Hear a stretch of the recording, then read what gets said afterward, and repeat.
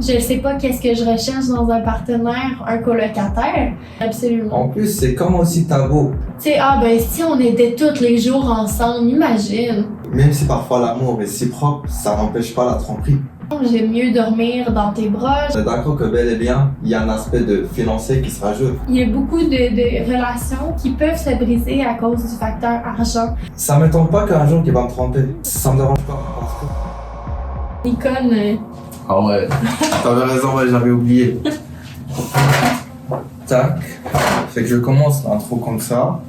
T'arrives. Ouais. Inviter plus de... Attends, je suis stressé, attends. Je vais répéter. c'est fait. Ou sinon, tu peux rester. Ok. Abonnez-vous, là. Abonnez-vous. C'est juste l'intro, c'est ça? Ça va pas durer même pas une minute ou comme ça. C'est là. C'est pas beau. C'est bon, on a investi, tu vois. L'équipe et tout. L'éclairage. La caméra, 7000 $. L'éclairage, 2000 $. C'est ça. L'équipe maquillage, 300 $ par jour. Des acteurs qui s'entraînent 8 Des heures par jour. acteurs. Nous Ouais. autres, on a une équipe, la cantine et tout. Salut tout le monde, j'espère que vous allez bien, j'espère que vous êtes en plein forme puis en plein santé. Je me présente pour ceux qui me connaissent pas, je m'appelle Adam, j'ai 19 ans, je suis un étudiant en cégep. Bienvenue dans un nouvel épisode du podcast À Cœur Ouvert. À Cœur Ouvert est un podcast où j'invite des invités que je fréquente dans mon quotidien qui m'inspirent dans un domaine précis, d'où j'ai l'opportunité d'avoir une conversation avec eux, où on aborde des thèmes qui pourra plus ou moins te permettre de libérer ton plein potentiel, puis à manifester la vie qui te fait vibrer le plus, qui t'inspire le plus. Du coup, je serais hyper reconnaissant si vous trouvez que ce podcast-là, il vous apporte la valeur, il vous aide à être motivé dans votre quotidien. Je serais hyper reconnaissant de laisser votre avis, puis laisser votre like. Comme ça, le podcast va prendre en visibilité, puis comme ça, je vais pouvoir avoir accès à inviter plus de personnes que j'ai pas eu accès autrement. Je vous remercie pour votre écoute. Puis je te remercie, Elodie, pour ton temps. Pour aujourd'hui. Merci à toi de m'avoir invité. Moi, je te connais. J'aimerais que tu te présentes aux gens d'une manière comme tu voudrais, en général. Absolument. Mon nom, c'est Elodie. Moi, j'ai presque 21 ans. Puis, j'étudie en communication présentement. Puis, en fait, là, je vais emménager bientôt avec mon copain dans mon premier appartement. Du coup, j'ai eu l'idée à travers une discussion que j'avais avec toi auparavant, et du coup, j'ai eu l'idée entamer ce thème-là parce que je trouve c'est vraiment essentiel vu qu'on est des jeunes, vu que on essaie de s'épanouir financièrement et tout. Puis aussi un petit rappel, j'aimerais vous aviser que le but de ce podcast-là, c'est vraiment d'aborder ce thème d'un point de vue financier, humain, normal, comment vraiment réussir dans ses relations. C'est pas mon objectif de juger d'une manière sociale, est-ce que c'est mal vu, est-ce que on est d'accord avec ça, c'est pas mon objectif, mais j'aimerais aborder ce sujet-là d'une manière plus objective, d'un point de vue financier, comment se débrouiller, comment s'entendre avec son partenaire, c'est ça vraiment le but de ce podcast-là. Je suis vraiment très content d'être avec toi ici. Puis, aussi. Avant vraiment d'aborder le podcast vraiment d'une manière très profonde et tout, j'aimerais savoir juste ton avis d'une manière comme ça, générale, objective, comment tu te sens par rapport à ça, c'est quoi ta vision par rapport à ça, juste d'une manière générale? C'est sûr que c'est une étape que pas mal tout le monde va vivre. Fait que c'est sûr que moi je trouve ça important d'en parler. Je trouve que c'est important de bien se renseigner. Je trouve que c'est important de vraiment aborder des points un peu comme ça, dont d'ailleurs là je trouve que ton podcast est important dans ce sens-là, où tout le monde va vivre des expériences comme ça. Non, ce sera pas pareil pour tout le monde, mais il va y avoir des similitudes. Donc je pense que c'est important. Ah ouais, je trouve que les gens ils pourront se reconnaître dans ton expérience ou les astuces qu'on va donner par rapport à ça. Je trouve vraiment c'est une étape vraiment très primordiale après ses études au collège ou dans une étape étant donné t'es à l'aise financièrement, tu trouves que c'est le moment, pourquoi pas, ou peut-être t'as choisi le bon partenaire et tout pour ça. Ok, d'après toi, question très basique, c'est à quel moment qu'une personne peut vraiment juger que c'est à ce moment-là je suis prêt à avoir un appart tout seul ou avec mon partenaire puis vivre en seul? vivre tout seul comme ça? C'est à quel moment vraiment que tu décides, bah, je suis capable à ce moment-là? Je pense pas que c'est si basique que ça comme question. C'est Ouais, quand même j'avoue. une grosse question parce que ça dépend de plusieurs facteurs. Ça dépend, est-ce que tu as de l'aide financière de quelqu'un, par exemple ton partenaire, tes parents, tes grands-parents, ta famille, peu importe. Est-ce que tu as de l'aide financière de quelqu'un? Est-ce que tu te sens prêt ou prête à partir? Est-ce que tu te sens prêt ou prête à avoir un emploi stable qui te permet de payer ton appartement? Est-ce que tu es encore aux études?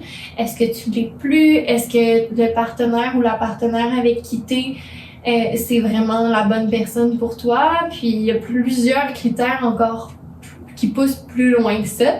Puis je pense que pour se demander c'est quand qu'on est prêt, je pense que c'est d'y aller avec le gut feeling, tu sais, ton instinct. L'instinct, c'est Okay, ça, l'espèce de petite voix qui te parle, là, qui est toujours là, qui te parle, puis qui te dit, hey, là, t'es prêt à y aller ou t'es prête à y aller. Ok, bah, je trouve que tu as totalement raison. Mais d'abord, on est d'accord que bel et bien, cette étape-là, vraiment, il est vraiment primordial. C'est pas justement que par avant, t'es avec ton partenaire, vous allez une fois au ciné, vous allez au resto, parfois vous faites des compromis 50-50 ou parfois c'est toi que tu vas payer la totalité de la facture. Mais cette fois-ci, il y a des compromis, il y a des factures à payer, il y a un loyer. Bah, justement, aller au ciné, au resto, il y a plein de sacrifices là-dedans. Tu trouves le facteur financier, ça joue un rôle primordial ou c'est justement côté, bah, on s'entend bien avec mon partenaire, je pense que on est capable d'entamer cette expérience comme ça ensemble. D'après toi, c'est quoi? Mais c'est sûr que il va avoir des petits désagréments avec son partenaire ou sa partenaire. Tu sais, personnellement, ça fait 2 ans que je suis avec la même personne. Puis même après 2 ans, on s'est rendu compte qu'on a des petits points qui accrochent à des places. Puis c'est tout à fait normal, c'est tout à fait sain d'avoir une relation où il y a des petites choses qui accrochent. L'important, c'est d'en parler. Mais c'est sûr qu'il y a des différences aussi entre aller au restaurant, payer 50-50 ou payer un loyer parce que c'est vraiment un gros engagement. Puis il y a plus de sacrifices à faire que juste de payer, mettons, plus d'argent pour cette personne-là pour habiter avec elle ou, tu sais, il y a aussi certains sacrifices au niveau de l'espace. Tu sais, mettons, de se dire, ah, ben, j'aurais pu ma chambre à moi tout seul, j'aurais pu tant d'espace privé, il va falloir faire des concessions. Puis tu sais, c'est sûr que dans les premiers appartements, est-ce que je vais trouver, mettons, laveuse sécheuse? Est-ce que ça va être dans mon budget? Est-ce que le nombre de pièces va convenir à mon partenaire et à moi? Est-ce qu'il va y avoir le stationnement? Tu sais, il y a plein de critères aussi, puis il y a plein de choses à laisser tomber dans un certain sens. C'est sûr qu'une personne ne peut pas faire toutes les concessions, puis l'autre juste avoir tout ce qu'elle veut ou tout ce qu'il veut. T'sais. C'est sûr qu'il faut faire des sacrifices des deux côtés. Sacrifices. Des compromis? Des compromis, investissement dans une relation. C'est sûr que c'est du travail, mais c'est du travail d'avoir une relation avec qui que ce soit tout court. C'est du travail c'est sûr que ça va demander des concessions d'une manière ou d'une autre. Fait que là, est-ce que vous êtes prêts à faire les concessions nécessaires pour habiter ensemble? J'avoue. Ouais, vraiment, t'as totalement raison parce que imagine, tu vas rencontrer cette personne-là tous les jours, quasiment tous les jours. C'est pas comme par avant, vous essayez de se rejoindre quelques fois par semaine. C'est une autre étape de votre relation. Oui, c'est différent. Faut que tu sois prêt ou prête à voir cette personne-là, sa face à tous les jours quand tu te lèves, à tous les jours quand tu vas dormir, de manger avec cette personne-là, de dormir avec cette personne-là, de passer vraiment là. Puis c'est difficile aussi à concevoir quand t'as pas vécu avec la personne. Ok, ouais. C'est comme le rythme de la relation, il prend un certain niveau qui est assez élevé. Vous voyez souvent, vous fréquentez souvent, mais pas comme auparavant. T'étais là, si ça tente, tu peux la voir, puis maintenant, t'es obligé de la voir chaque jour et tout. Ça demande, c'est comme un peu d'effort aussi, ça demande. Puis, on sait endurer l'autre, de savoir l'autre, d'avoir une certaine de compréhension. Mais d'abord, moi je dirais s'il n'y avait pas une relation solide avant cette décision-là, bah, je pense pas que ça vaut la peine d'essayer là-dessus après. Non, je pense pas. Mais c'est sûr qu'à la base, il faut avoir une relation d'amitié qui est solide aussi. Puis quand on pense à emménager ensemble, il faut aussi se demander si jamais il arrive quelque chose dans notre couple. C'est quoi le plan B? C'est quoi le plan B? Est-ce qu'on reste quand même dans le même appartement en tant que colocataire? Est-ce qu'on se parle plus du tout? Est-ce que je déménage? Tu déménages? C'est quand même des facteurs à penser. Puis c'est plate à dire parce que on veut pas que ça se passe, mais ça peut arriver quand même. C'est des choses qui arrivent dans la vie, que deux personnes s'entendent plus. C'est universel, c'est normal. C'est universel, tout le monde peut vivre ça, tout le monde, ça peut être normal de vivre ces choses-là. Puis c'est plate à dire parce que personne veut admettre que peut-être un jour la relation va briser, mais ça peut arriver à n'importe qui. Comprends, juste le fait, partant du fait que t'es avec ton partenaire, ça fait 2 ans. Puis moi, je suis convaincu, il y a comme une espèce de philosophie que j'ai adoptée depuis longtemps. Même si, par exemple, t'es avec ton partenaire à 5 ans, 10 ans, il y a comme, ça reste subjectif et relatif pour moi. Puis je sais pas si tu seras d'accord avec moi. Je crois vraiment totalement que même si parfois l'amour est si propre, ça n'empêche pas la tromperie. Ou ça n'empêche pas vraiment d'avoir des conflits à côté et tout.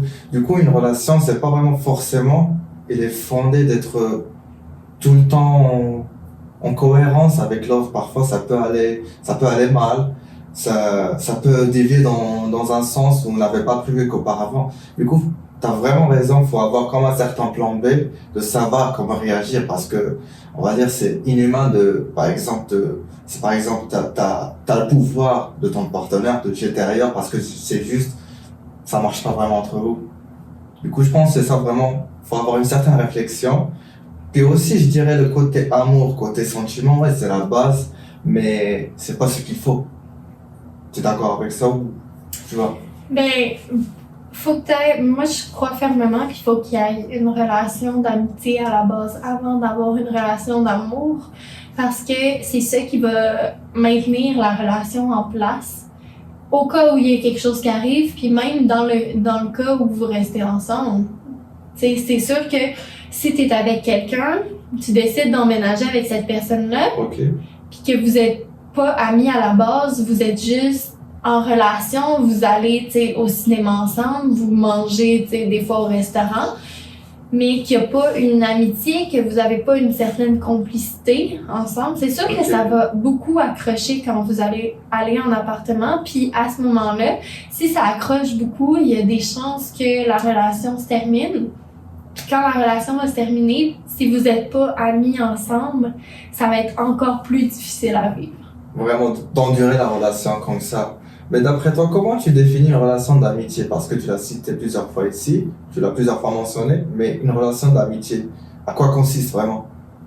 Mais il y a une base de respect, ça c'est sûr. Il y a une base de respect, puis il faut que l'autre personne puis toi, vous ayez une certaine complicité, que vous vous compreniez sur certains points. Puis, tu sais, quand on dit que ça clique avec quelqu'un, là, tu sais, mettons, là, tu rencontres quelqu'un, tu te dis « Hey, cette personne-là, j'ai juste parlé une fois. » J'ai l'impression que je le connais, ça fait 5 ans. C'est ça, j'ai l'impression que je le connais depuis 5 ans, depuis 10 ans, depuis toujours. C'est mon meilleur ami que j'ai pas revu, tu sais. Moi, j'ai l'impression que ça fait un peu partie de l'amitié. Puis il faut avoir quand même un peu de ça pour être capable d'avoir une bonne relation, je trouve. Ok, du coup, d'après toi, tu dis qu'il faut avoir un aspect de certaines relations d'amitié avant tout. Et je trouve ça, c'est vraiment primordial et fondamental pour faire avancer une relation. Puis moi aussi, je dirais l'aspect de maturité. Ça, c'est vraiment essentiel. Les deux partenaires qui soient matures, qui ont déjà eu des épreuves dans la vie, qui ont forgé leur mental, qui ont vraiment, on va dire, fondu une personnalité qui est assez solide.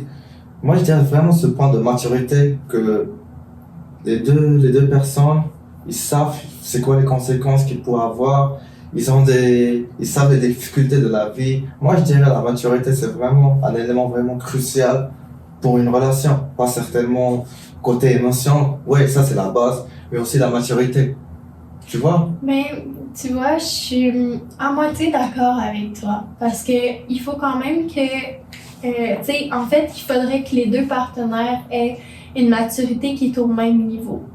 Au même niveau. Si, par exemple, mon partenaire est super mature, super à l'ordre, mais moi, tu sais, je perds toujours mes choses, je sais plus quoi faire, je vais jamais vérifier mes trucs, puis Ok. tu sais, j'oublie des trucs, je perds des documents, peu importe, je lis pas mes choses. Si je suis pas mature à ce niveau-là, puis que mon partenaire est super mature, c'est sûr que il va y avoir, tu sais, Des conflits, des parfois. conflits, tu sais, des petites altercations, Ouais, je vois. parce que t'as pas le même niveau de maturité. Mais si, par exemple, ah ben moi je suis du genre à oublier mes documents partout, à laisser traîner des choses, puis que mon partenaire aussi fait ça nous dérange pas les deux. On est sur un, tu sais, tu comprends que ça peut fonctionner quand même. Puis au contraire aussi, si je suis super à mon affaire, que je range mes documents à la bonne place, que je suis toujours Structuré. super structurée, que je range mes choses, que je suis, tu sais, que je comprends tout, j'ai vécu plein d'expériences et tout, puis que mon partenaire a vécu, oui, des expériences différentes parce que tout le monde est différent, mais qui a vécu des expériences similaires, qui comprend pourquoi je fais ça, qui fait la même chose, tu sais, ça va super bien fonctionner aussi. Fait que je pense pas que le degré de maturité, ben c'est sûr qu'il y a un niveau minimum quand même de maturité à avoir avant de penser à être avec quelqu'un ou d'emménager avec quelqu'un. Mais si le niveau de maturité, tu sais, après un certain minimum, est au même niveau que le niveau de maturité de ta partenaire, Ok. moi je pense que ça peut fonctionner quand même. Du coup, il va falloir avoir un certain équilibre Oui, oui. de niveau de maturité pour les deux. Oui. Ouais. Puis je pense que ça fonctionne pour tout aussi, là. C'est le niveau Ouais. de maturité, mais aussi, tu sais, pas nécessairement ça, mais mettons, quelqu'un qui. Il faut que ce soit, mettons, complémentaire pour quelqu'un qui parle beaucoup et l'autre qui écoute beaucoup, ou tu sais, c'est. Faut vraiment tout que ça fitte bien avec la personne. Ouais. Moi, d'après le truc vraiment que j'ai appris durant ces discussions-là, c'est vraiment d'avoir un plan B. Parce Oui. que on sait jamais. On sait jamais, on peut pas vraiment prévoir toutes les cas limites. Puis une relation, c'est humain, tout ce qui est humain. C'est pas 100% calculé, c'est pas 100% structuré. Non, c'est sûr. Puis, en plus, c'est comme tu vas essayer une expérience que t'as pas déjà vécu avant, tu sais pas comment ça va aller, parce que vraiment, même si vraiment vous avez tendance à avoir une certaine relation qu'auparavant, était dans un certain rythme, bah, directement, il va y avoir un changement qui est brusque. Oui, ça c'est un autre gros point, un changement qui est brusque. Ça Ouais. peut amener aussi des difficultés parce que, tu sais, ça amène du stress, ça amène beaucoup d'émotions. Un changement brusque, veut pas, tu sais, c'est sûr que ça amène plein de choses. Puis aussi, si, mettons, là, comme personnellement, moi, c'est mon premier appartement, c'est Ouais. encore plus un gros changement. Ouais. Puis j'ai pas vécu encore avec des autres colocataires. Je sais pas comment je suis personnellement dans un appartement seul. Je sais pas qu'est-ce que je recherche dans un partenaire, un colocataire. Fait que ça, c'est encore à voir. C'est des choses qu'il va falloir discuter aussi. Puis entre partenaires, c'est normal aussi d'avoir des discussions là, par rapport à des choses comme ça. Puis d'après toi, tu as des attentes par rapport à ça? On va dire une journée typique ou une vie typique par rapport à toi. D'après toi, c'est quoi? Comment? C'est un peu- J'étais pas préparée à cette question-là, je pense. Je pense qu'une journée typique, ben c'est sûr que ça va être différent pour tout le monde. Je pense que justement la communication va vraiment être importante. Puis je pense qu'il faut vraiment figurer un horaire qui va convenir aux deux partenaires. Par exemple, est-ce qu'on veut dormir ensemble quand je vais me coucher? Est-ce que tu vas te coucher? Est-ce que tu veux qu'on mange ensemble à la table sans les téléphones? Ou est-ce que tu veux qu'on mange quand qu'on veut sur le divan devant la télé? sais, Ouais. des petites choses comme ça. À quel point est-ce que tu veux que ce soit arrangé, à quel point, tu sais, puis je pense que c'est chaque couple, ben en fait, chaque relation, ouais. chaque relation va demander des compromis là-dedans, puis de se faire un petit horaire qui convient. Ouais. Fait que, tu sais, je le sais, par exemple, que mon partenaire puis moi, ça sera pas on va se coucher en même temps. Parce que je sais que lui, il va souvent dormir plus tard que moi. Puis il arrive pas à dormir avant moi. Tu sais, mais ça, je l'ai vécu parce que j'ai été souvent chez lui, tu sais, en 2 ans. Mais je le sais que ça sera pas comme ça, mais pour une autre personne, tu sais, pour toi, pour peu importe qui dans la vie, ça pourrait être « Ah, ben moi, j'ai envie que quand je vais dormir, j'aimerais ça que tu m'accompagnes. Qu'on aille dormir ensemble, j'aime mieux dormir dans tes bras, j'aime mieux, tu sais, ou est-ce qu'on se colle pendant la nuit, ça peut être aussi simple que ça. Est-ce qu'on se colle pendant qu'on dort, ou est-ce que tu préfères qu'on se fasse un câlin, on s'endorme chacun de notre côté du lit, tu sais? Ouais. Mais vraiment, il y a le point de communication qui est vraiment crucial. Absolument. Qui pourra tout changer vraiment. C'est Mhm. vraiment essentiel. Et aussi, chacun son rythme. Je pense que c'est pas forcément avec son partenaire, même avec ton frère, par exemple. Oui. C'est pareil.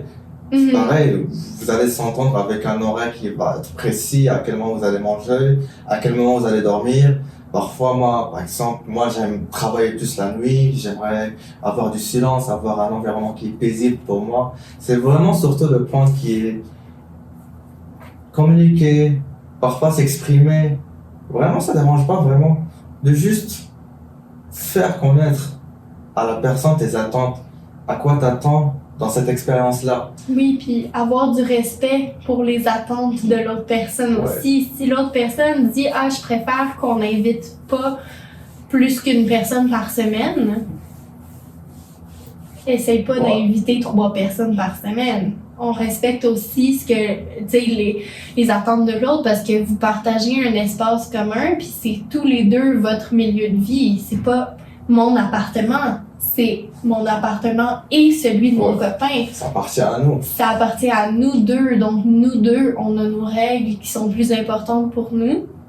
Nous deux, on a des règles qu'il faut que l'autre respecte. Il faut avoir un certain respect pour l'autre aussi. Ok. Mais quand on dit d'abord emménager avec son partenaire, on est d'accord que bel et bien, il y a un aspect de financier qui se rajoute. D'après toi, est-ce que tu penses que ça va avoir un impact ou une influence dans la relation, je sais pas, d'une manière positive, pas forcément négative, mais est-ce qu'il va avoir un impact vraiment qu'on va dire, qu'on va juger qu'il est vraiment apparent? Oui. Sur ton côté financier, ouais. Moi, je pense vraiment Money. Mais en fait, là, dans n'importe quelle relation, il y a plusieurs points qui sont cruciaux, puis sur lesquels une relation peut se baser pour bien fonctionner ou non. Puis souvent, là, tu sais, mettons, on parle d'avoir la gestion de l'habitation. Mm-hmm. Si, mettons, tu veux que ce soit plus propre, moins propre, est-ce que tu veux installer ton lit à telle place, installer tes plantes ou pas, peu importe. Souvent, on parle aussi d'avoir des enfants, mais là, c'est sûr que on n'est pas rendu là, hein? On emménage pour la première fois. Mais puis l'argent va être un gros facteur aussi dans les relations. Souvent, ça va causer des petites... tu sais, parce que maintenant que tu habites avec cette personne-là, bon, premièrement, est-ce que tu partages tes finances avec cette personne-là? Est-ce que vous faites un compte conjoint? Est-ce que vous payez un peu plus si vous avez un meilleur revenu? Est-ce que vous payez de façon égalitaire? Ou, tu sais, est-ce que un paye tout puis l'autre fait tout le ménage dans la maison? C'est encore une fois une question de communication, mais c'est sûr que il y a beaucoup de relations qui peuvent se briser à cause du facteur argent. Puis aussi, est-ce que tu fais des dépenses qui sont moins... qui sont plus inutiles, mettons? Est-ce que tu trouves que, toi, tu fais des dépenses vraiment inutiles? Puis moi, je suis pas d'accord avec ça, mais tu sais, l'autre peut être comme, pour moi, c'est pas inutile, ça m'apporte du bonheur, puis j'aimerais ça l'acheter. Pourquoi vexé? Tu comprends pas, tu sais, puis oui, c'est ça, tu peux te sentir vexé aussi, tu sais, puis je pense que ça a un impact. Puis aussi, ça peut avoir un impact positif aussi si vous remarquez que tous les deux, vous gérez votre argent de la même façon. Ouais, c'est question de gestion, ouais. Oui, c'est ça. Puis aussi, ça peut avoir un impact positif de se dire, par exemple, hey, ensemble, on a fait un travail pour accumuler des sous, on est capable d'ensemble se payer un voyage ou, tu sais, un projet commun ou, tu sais. On pourra profiter après. C'est ça. Bah ouais. Ou, tu sais, les deux, vous êtes sur la même longueur d'onde, puis vous vous dites, hey, nous autres, on aime ça, tu sais, avoir un 50$, mettons, qu'on se met sur le restaurant à toutes les semaines, parce qu'on est comme ça. Tu sais, ça peut apporter des points positifs dans la relation aussi, de se dire qu'on gère les finances d'une même façon, puis d'investir aussi dans l'autre. Ouais. Vraiment, la gestion des finances, c'est vraiment fondamental d'une relation. Oui, absolument. En plus, c'est comme aussi tabou, d'une certaine manière. C'est très tabou. Ouais. C'est très tabou. Personne n'en parlait parce que tout le monde a une gestion différente des finances. On peut être vraiment un bon couple et tout, mais financièrement, on va pas s'entendre là-dessus. Par exemple, justement, on va dire un exemple bête. Par exemple, si moi je suis quelqu'un qui j'aime vraiment épargner mon argent, j'aime économiser plus d'argent pour pouvoir profiter plus après, pour avoir des expériences qui vont valoir la peine. Mais toi, je vais me trouver, par exemple, je suis radin, ou je suis avare, j'aime pas vraiment dépenser, mais par contre, j'ai comme une vision derrière. Par exemple, il peut avoir vraiment, on est d'accord émotionnellement, ça se passe bien, on est connecté, mais partant du fait financier, on pourra pas s'entendre. Puis je pense, ça demande beaucoup d'efforts. Ça demande des efforts, ça demande de justement, encore une fois, faire des compromis. Puis c'est ça, tu peux très bien t'entendre avec quelqu'un, justement, comme tu as dit, sur le plan émotionnel, de dire, hey, on a le même genre d'humour, on aime ça sortir dans les mêmes restaurants, mais justement, hey, pourquoi t'économises autant? Hey, on devrait dépenser ça, cet argent-là, hey, tu sais, tout de suite, pourquoi pas? On pourrait se payer 2 fois du restaurant cette semaine, hey, on pourrait faire ci, on pourrait faire ça, mais au lieu de j'aimerais ça faire un voyage à la fin de l'année, ou tu sais, ça dépend vraiment des personnes. Puis c'est ça peut ne pas fitter ensemble. Puis des fois, c'est justement pour ça que des fois, c'est mieux dans certaines situations de se dire on gère nos finances séparément. Ah ouais? Mm-hmm. Ça, c'est une bonne solution. Oui, mais même en relation, tu sais, tu peux être en couple depuis 50 ans, puis gérer tes propres finances, puis que ton partenaire ou ta partenaire gère ses propres finances. Et dans quel terme, séparément? On va dire, toutes tes dépenses personnelles, tu vas le gérer tout seul, mais tout ce qui est dépenses communes, comment vous allez gérer ça? Par exemple, la bouffe, les courses, factures, quand on dit factures, bel et bien, le loyer, l'électricité, ça reste commun. Comment on va gérer ça?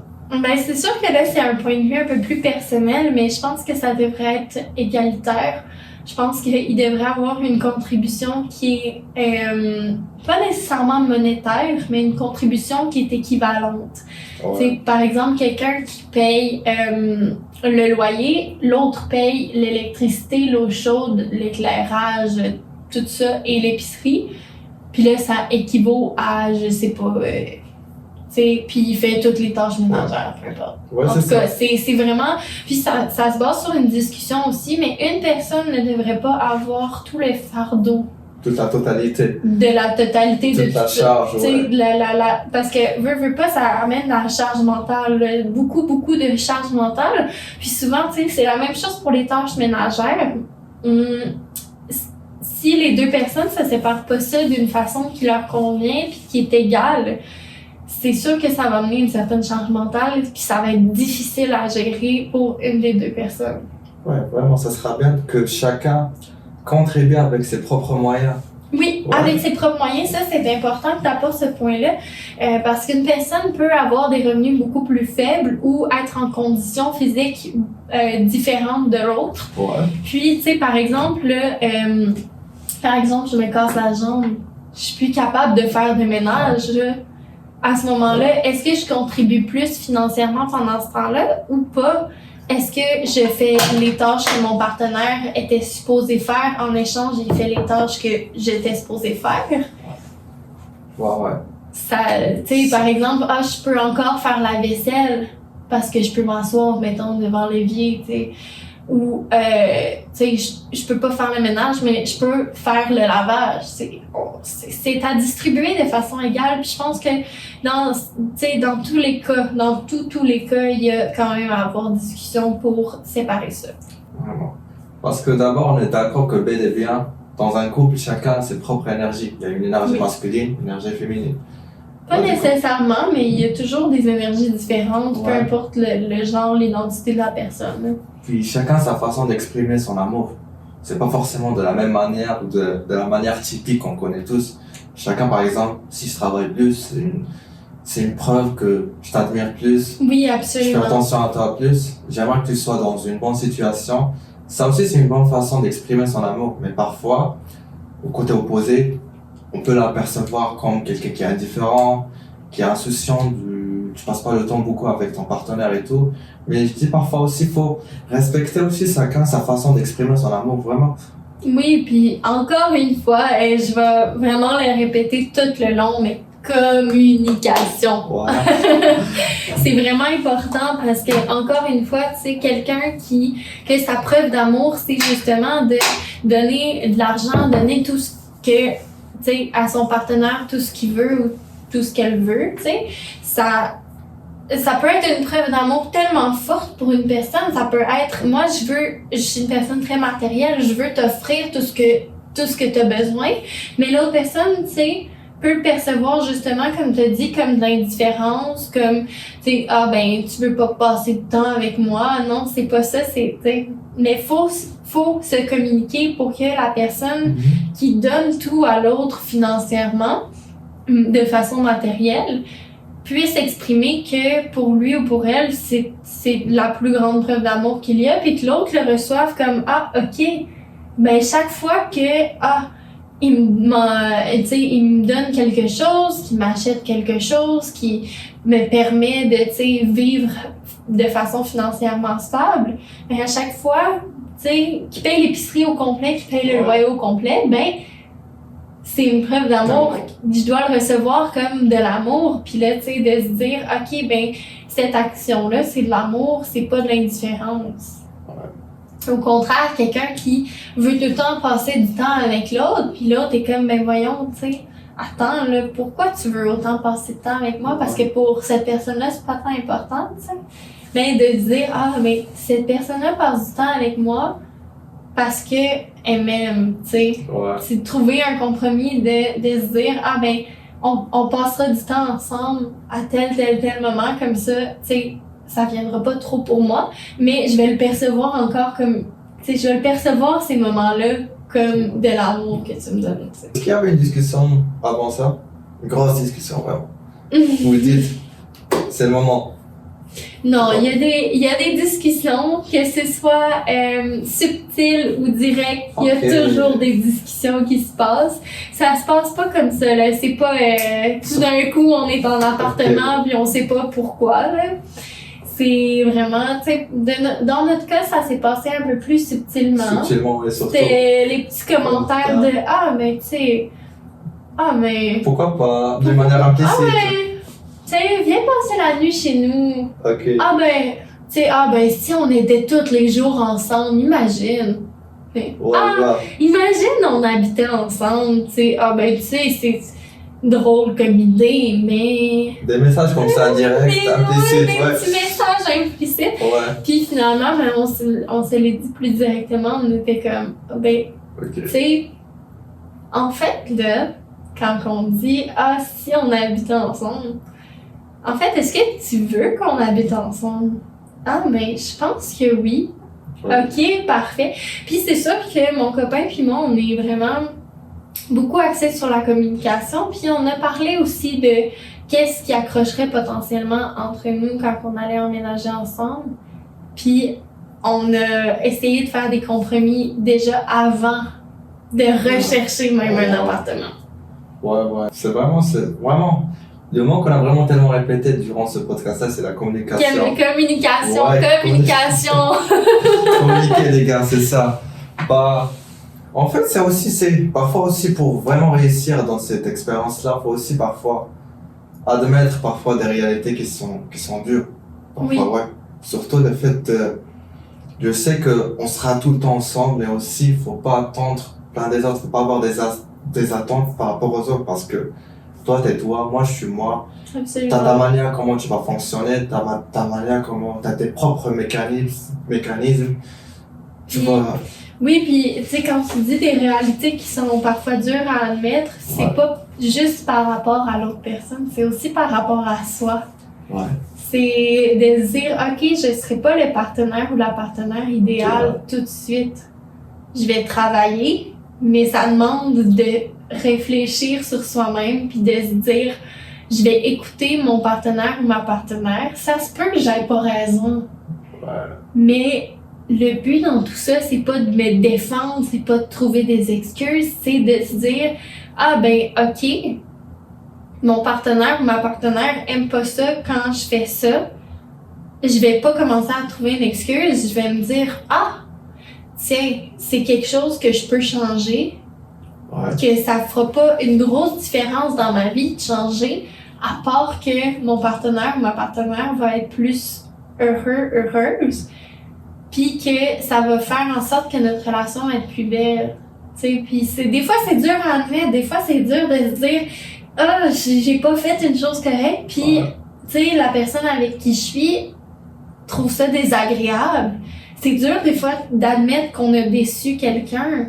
Puis des fois ça arrive qu'on déçoit des gens, puis le but c'est de faire une introspection puis de se dire, OK, mais comment est-ce que je peux améliorer ça puis améliorer notre relation? Ouais, vraiment. Ouais. Puis encore une fois, c'est sûr qu'il va y avoir des réalités dures à admettre envers son partenaire ou sa partenaire. Tout n'est pas rose, tout n'est pas parfait. C'est certain. Ouais. Si tu as un bon partenaire ou une bonne partenaire, c'est sûr qu'il va y avoir des choses qui vont se passer. C'est sûr que ça sera pas tout parfait. C'est sûr que vous allez avoir des petits points qui vont accrocher. Puis c'est là qu'il faut en parler. Puis admettre aussi que, OK, la personne avec qui je suis est pas parfaite. Ouais, OK. Tu sais, des fois, je sais pas, elle lave pas bien la vaisselle, ou elle laisse traîner ses bas par terre, ou, tu sais, mais c'est de se dire, est-ce que je suis capable de faire des concessions là-dessus, puis est-ce que je peux en parler à mon partenaire pour qu'il ou elle fasse des concessions là-dessus? Ouais. Parce qu'en quelque part, vivre ensemble, on sous-entend c'est cool, c'est vraiment l'idéal, c'est la vie est belle, ouais. Mais parfois aussi, faut pas forcer, faut baisser ses attentes et tout. Comme j'ai dit tout à l'heure, chacun sa façon de réagir, chacun sa façon de fonctionner. Faut aussi vraiment, je focalise sur le fait de baisser ses attentes. En fait, surtout avec tout le monde, avec la majorité des gens, même maintenant, je force pas vraiment les gens à agir de ma manière ou agir comme moi je voudrais qu'ils soient. Même ma meuf, par exemple, je pourrais être avec elle, je sais pas, 10 ans ou 15 jours. Ah, qu'est-ce que j'ai 10 ans ou 15 ans comme ça. Puis, 15 jours. Ça m'étonne pas qu'un jour qu'il va me tromper. Ça me dérange pas parce que vraiment, chacun sa façon de réagir. Si ça marche pas, ça veut dire qu'on n'est pas connecté. Du coup, faut pas vraiment forcer. Si ça va mal, bah ok, on va passer à d'autres choses. Faut pas vraiment forcer là-dessus. Moi, j'ai quand même un avis différent par rapport à la tromperie. Là. C'est sûr que pour moi, c'est pas vraiment acceptable. Par contre, quand tu dis baisser ses attentes, j'exprimerais peut-être ça d'une autre façon. Je dirais plus investir dans sa relation. En quelle manière? Parce que, en fait, tu baisses pas tes attentes envers l'autre personne. Tu prends le temps de réfléchir puis de se dire, OK, ben, je prends action, je passe par-dessus ce point-là pour investir dans notre relation, pour améliorer notre relation. C'est de se dire, par exemple, mon partenaire, mettons, tu sais, je vais reprendre l'exemple de tantôt, il laisse traîner ses bas par terre. Bon. Ouais. Mon partenaire laisse traîner ses bas par terre. Ah, à la place de lui chialer tout le temps après, puis nous dire, mais là, t'as encore laissé traîner tes bas par terre. Bon, à un certain point, à la place de baisser ses attentes, puis m'attendre à ce qu'il mette pas ses bas dans le panier, mettons. À la place, je vais me dire, ah ben, j'ai investi dans notre relation. Ok. en arrêtant de le critiquer pour qu'il se sente moins mal, puis en, tu sais, mettant un petit effort de plus à moi-même mettre ses bas au lavage. Ok. Je sais pas si Ouais. tu comprends. Mais en vrai, si je comprends bien, tu veux dire... Bon, en fait, ça revient à la même chose, par exemple. Moi, le côté vraiment, si je peux me développer vraiment plus, c'est baisser ses attentes, c'est lié au fait, je vais te laisser t'épanouir avec ta propre façon. C'est pas comme je Oui. voudrais. C'est ça que je voulais dire. C'est un peu ça, sauf que C'est c'est ça. ça, je le nommerais plus d'une autre façon, Voilà. plutôt que baisser ses attentes, parce que c'est quand même important de faire attention à soi, mais dans un contexte où on est en relation, je pense que c'est d'investir dans la relation parce que c'est par rapport à ton partenaire. Voilà. Puis moi, je dirais que j'aimerais que mon partenaire se développe de ses propres moyens, de sa propre façon, de sa propre vision.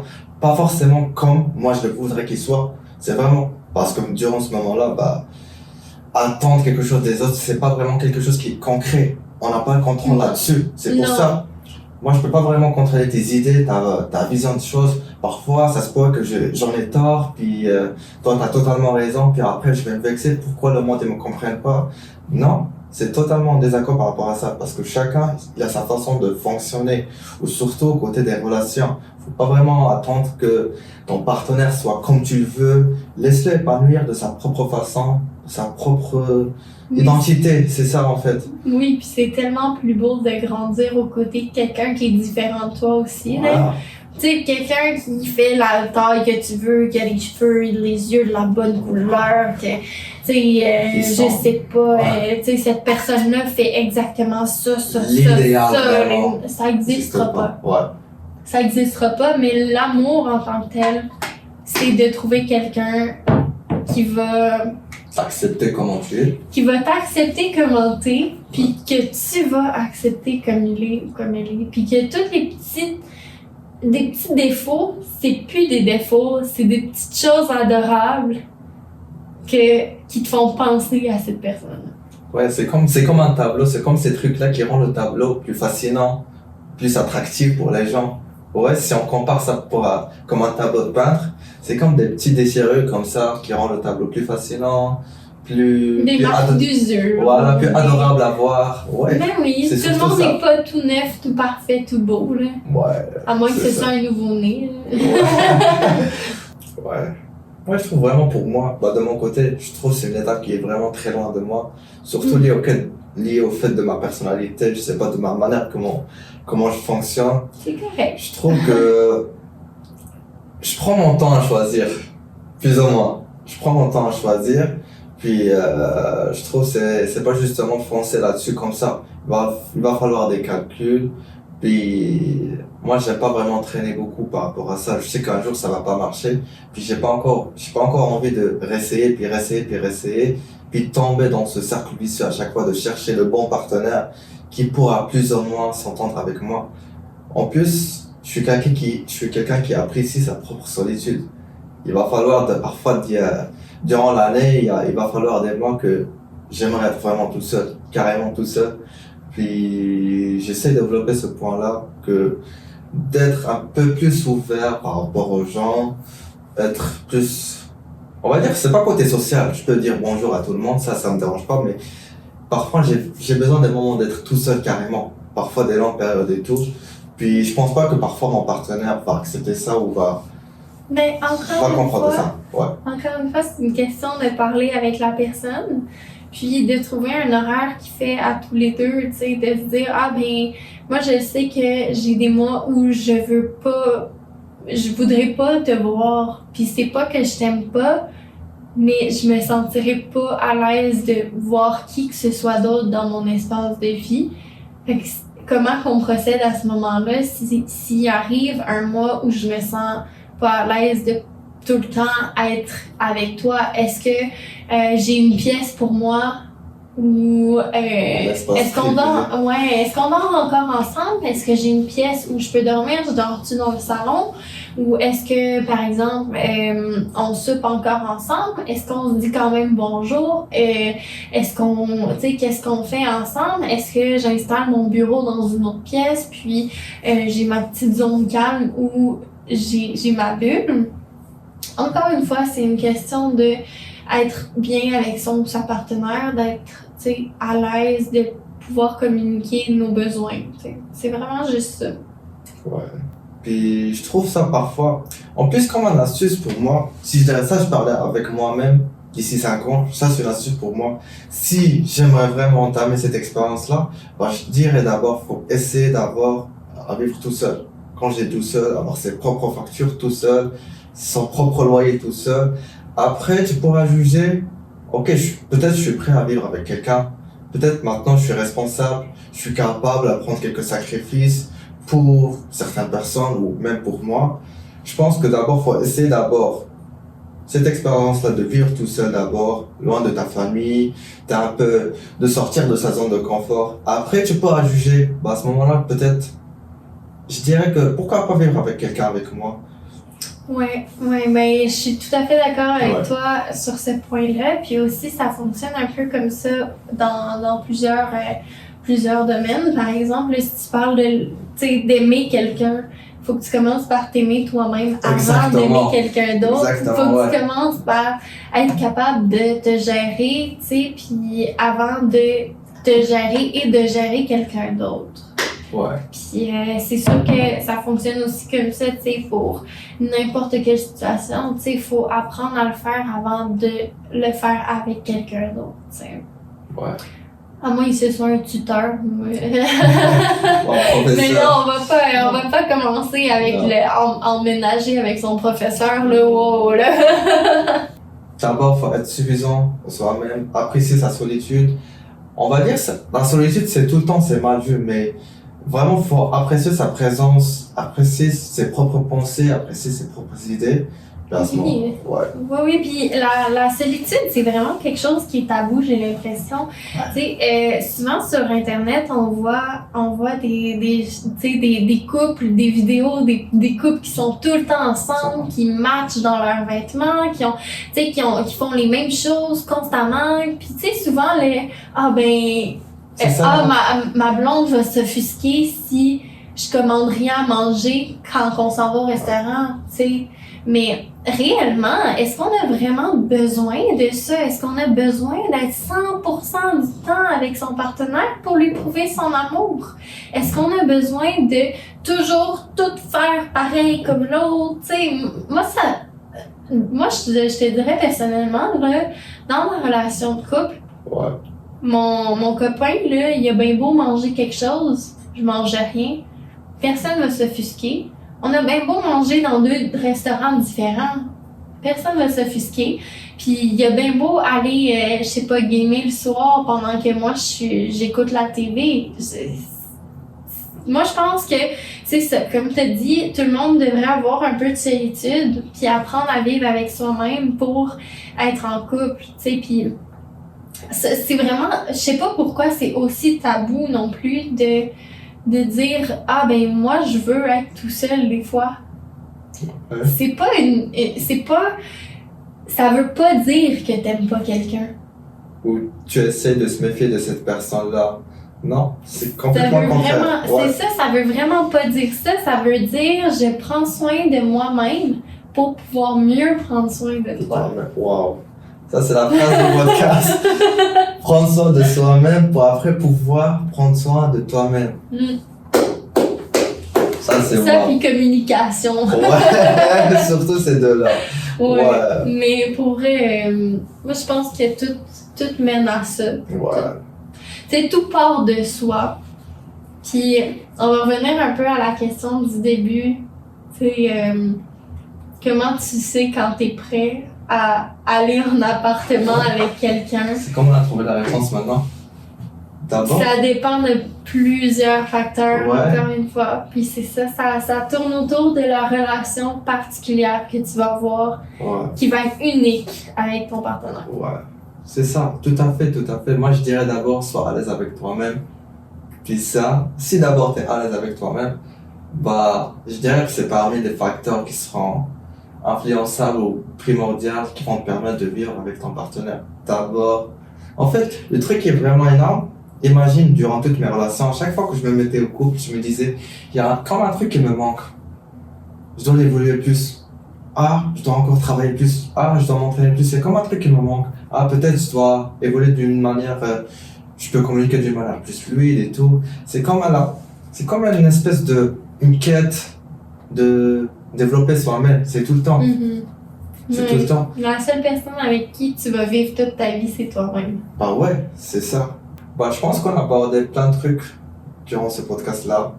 Plein de trucs qui seront pertinents ou qui vont plus ou moins aider quelqu'un pour décider cette...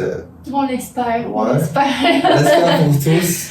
Puis d'abord, je te remercie vraiment pour ton temps que tu as accordé pour ce podcast-là. Mais merci à toi, ça m'a fait vraiment plaisir de venir te jaser un peu. Là. Ouais, puis je suis tellement reconnaissant que tu sois là. Puis